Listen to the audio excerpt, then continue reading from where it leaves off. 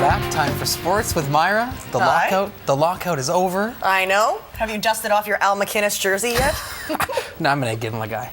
Okay. How are you feeling about hockey being back? Oh, I'm pretty excited. Yeah? You?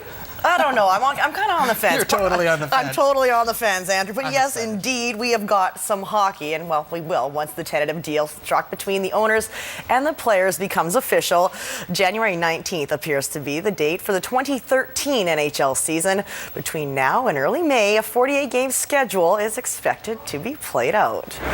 So that meant that the tempo at skate at UBC picked up immensely. A few more Canucks showed up today as well. Training camps are expected to fire up as soon as Saturday. Not sure how many guys will be showing up in mid-season form, however. Once the new collective bargaining agreement is ratified, the new schedule will be released, and 48 games won't allow the Canucks the luxury of their typical slow start. Well, it's going to be a sprint. I mean, it's going to be, you got to get off to a good start, and it's going to be a playoff race from game one, and that's the way it should be. It was obviously getting quite monotonous for a while there, just coming to the rink, not knowing when we're going to get going, but to have a finish line in sight definitely adds a little pep to our step today. You know, both sides to some degree lost with how long we've been out, and you know, we don't feel good about how long we've been out, so there's no winner, I don't think. So now GM Mike Gillis turns his attention to the net. Corey Schneider is the Canucks' #1, so that means that #1 is a bit displaced. The Canucks have been shopping Luongo around since the end of last season and may have a prospective buyer in the Toronto Maple Leafs. Former Victoria Grizzlies captain Tyler Bozak is rumored to be the centerpiece of that deal. I have a lot of respect for Toronto, Brian Burke and the Leafs. You know, they're obviously part of the equation. You know, there's no denying that, but there's a lot of things that can happen, and I want to make sure that I'm aware of every possibility before you know, there's a final decision made. The trade deadline is quickly approaching in the junior hockey ranks. The Victoria Royals continue to make moves. Today they dealt defenseman Jesse Zadragan to the Calgary Hitmen for a draft pick. Royals picked up 3 of a possible 4 points at home this weekend against the Tri-City Americans.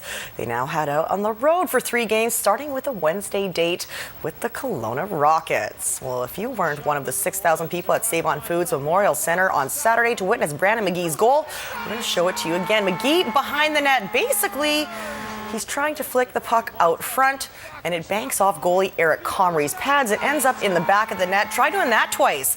His second goal of the game looked nothing like this one, but McGee had a 3-point night in the 5-2 victory.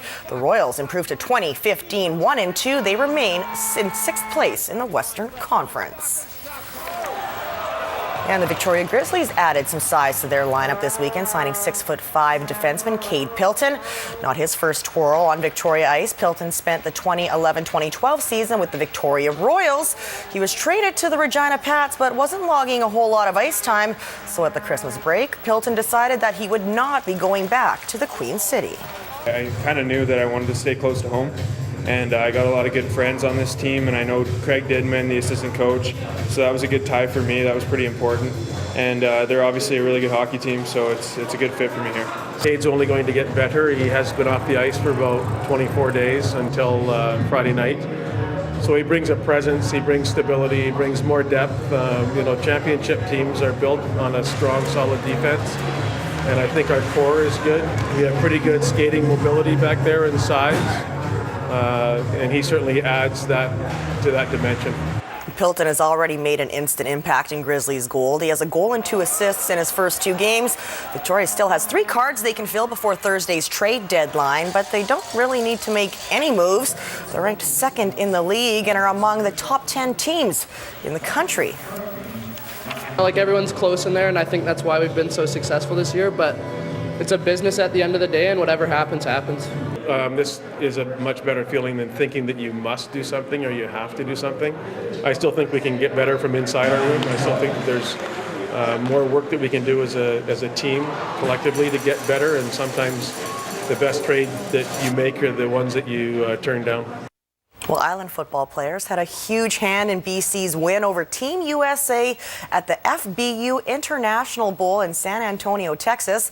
Bolinas Whalers quarterback Liam O'Brien rushed for 3 touchdowns. Mount Doug Rams running backs Mason Swift scored, as did teammate Marcus Davis in the 38-18 victory. Marcus Davis was also named tournament MVP. Well, do we need any more proof that Seahawks quarterback Russell Wilson should be named Rookie of the Year? Wilson outdueled an injured RG3 yesterday and battled back from a 14-0 first quarter deficit to lead his team to a 24-14 victory. Marshawn Lynch, in full-on beast mode, ran for a touchdown and 132 yards, while Wilson completed 15 passes for 187 yards and a TD. Wilson is the only rookie quarterback remaining after Wild Card weekend.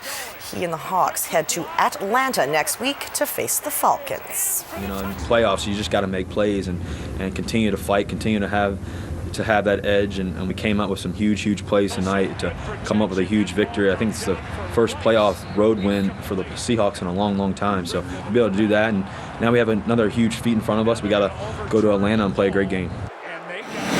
And finally tonight, a hearty congratulations goes out to former Victoria Highlanders head coach Colin Miller, who has been named interim head coach for Canada's men's national team.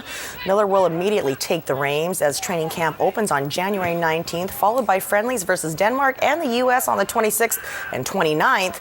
Miller was named the first ever head coach and director of soccer operations for the Highlanders in 2008. He served as interim head coach for Canada once before. That was back in 2003. Back to hockey. Let's see how honest you are. Oh, I'm really happy they're back. Are you? I'm Are you not going to even religiously watch all, If once every decade or so the hockey season starts 3 months late, so be it. Doesn't bother me. It's a business. All right. I don't know. Maybe I'm in the minority. But I can't wait to see the emails start coming in right now, Andrew. Thanks, Myra. You're welcome.